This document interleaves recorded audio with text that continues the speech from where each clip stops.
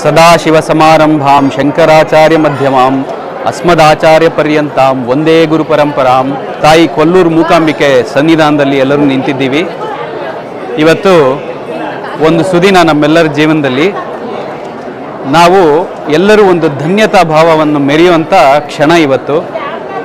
ಶಿವಶಕ್ತ್ಯಾಯುಕ್ತೋ ಯದಿಭವತಿ ಶಕ್ತ ಪ್ರಭವಿತುಂ ನ ಚೇ ದೇವಂ ದೇವೋ ನ ಖಲು ಕುಶಲ ಸ್ಪಂದಿತುಮಪಿ ಅತಸ್ತ್ವಾಂ ಆರಾಧ್ಯಾಂ ಹರಿಹರ ವಿರಿಂಚಾದಿಭಿರಪಿ ಪ್ರಣಂತುಂ ಸ್ತೋತುಂ ವಾ ಕಥಮಕೃತ ಪುಣ್ಯ ಪ್ರಭವತಿ ಅಂತಾರೆ ಶಂಕರರು.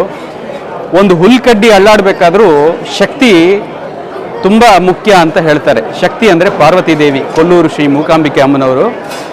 ಅವರ ಅನುಗ್ರಹ ಇಲ್ಲದೆ ಏನು ಕೂಡ ಒಂದು ಹುಲ್ಕಡ್ಡಿ ಕೂಡ ಅಳ್ಳಾಡಲ್ಲ.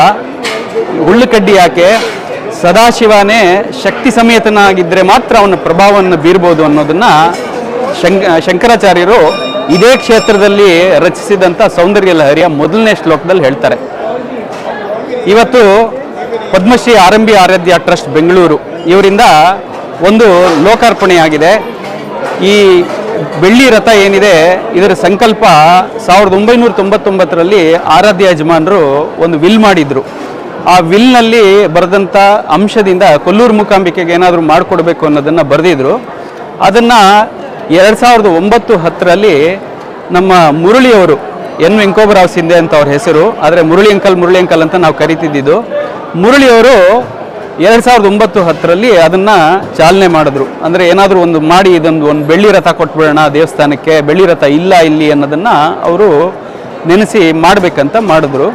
ಮುಂದೆ 2011 ಅಲ್ಲಿ ಮರ ಎಲ್ಲ ತೆಗೆದು ಹಾಗೆ ಮುಂದೆ ನಿಂತೋಯ್ತು ಆ ಕೆಲಸ, ಮತ್ತೆ ಮುಂದುವರಿಲಿಲ್ಲ. 2015ರಲ್ಲಿ ಮುರಳಿಯವರು ಕಾಲವಾದರು.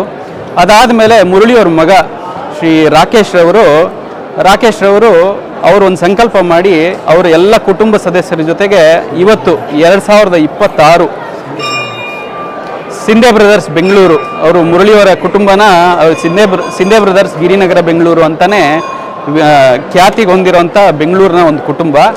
ಅವರೆಲ್ಲರೂ ಸೇರಿ ಇವತ್ತು ಒಂದು ರಥದ ಸಮರ್ಪಣೆ ಮಾಡಿದ್ದಾರೆ.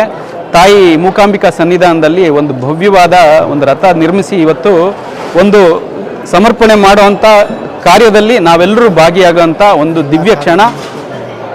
ಎಲ್ಲ ಸಾರ್ವಜನಿಕರು ಎಲ್ಲರೂ ಭಾಗಿಯಾಗಿ ಭಾಳ ಸಂತೋಷದಿಂದ ರಥ ಸಮರ್ಪಣೆ ಕಾರ್ಯಕ್ರಮ ನೆರವೇರಿದೆ.